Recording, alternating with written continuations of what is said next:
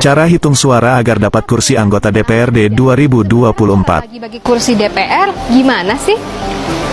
Cara bagi-bagi jatah kursi DPR di pemilu 2024 menggunakan metode Sanlegu. Metode ini pertama kali digunakan Indonesia di pemilu 2019.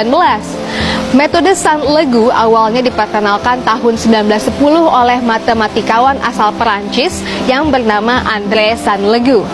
Nah, bagaimana cara hitungnya?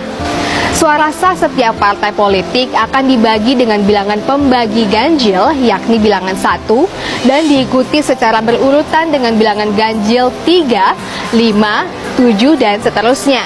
Aturan ini pun tertuang dalam Undang-Undang Nomor 7 Tahun 2017, Pasal 415 Ayat 2. Agar lebih bisa dimengerti, mari kita lihat contoh penghitungan pembagian kursi DPR. Penghitungan pembagian kursi DPR dilakukan sesuai dengan daerah pemilihan atau dapil. Anggap saja di dapil Jakarta 1 ada 5 partai yang lolos ambang batas parlemen. Partai A dengan perolehan 90.000 suara, Partai B mendapatkan 75.000 suara, Partai C 36.000 suara, Partai D 20.000 suara, dan Partai E 15.000 suara. Jika jatah kursi di dapil Jakarta 1 adalah 5 kursi, maka penghitungan akan dilakukan sebanyak 5 kali untuk menentukan pemenang setiap kursinya.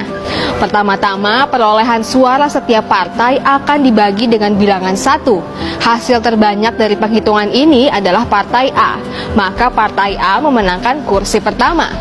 Selanjutnya, untuk menentukan pemenang kursi kedua, Partai A yang sudah memenangkan kursi pertama akan dibagi dengan bilangan ganjil selanjutnya, yaitu angka 3. Hal ini untuk mengurangi kemungkinan Partai A mendapatkan kursi berikutnya. Nah, sedangkan untuk keempat partai lainnya masih dibagi dengan angka 1. Jika dilihat dari hasilnya, Partai B memperoleh hasil terbanyak. Kursi kedua pun dimenangkan oleh Partai B.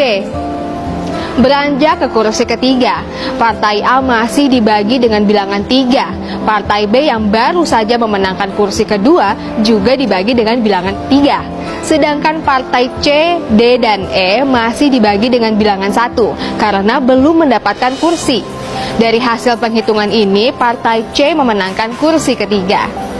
Untuk menentukan kursi keempat, Partai A, B, dan C akan dibagi dengan bilangan 3. Partai D dan E tetap dibagi dengan bilangan 1.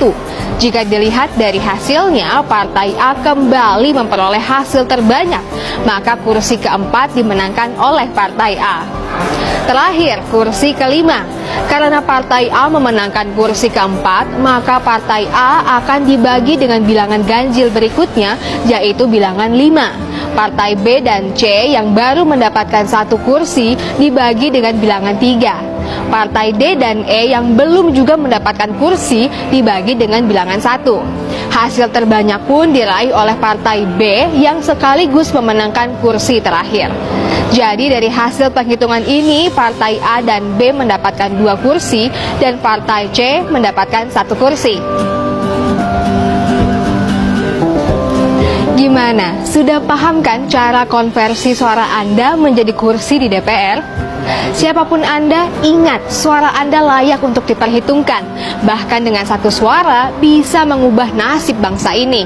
Jadi jangan sampai tidak menggunakan hak suara Anda di pemilu 2024 nanti.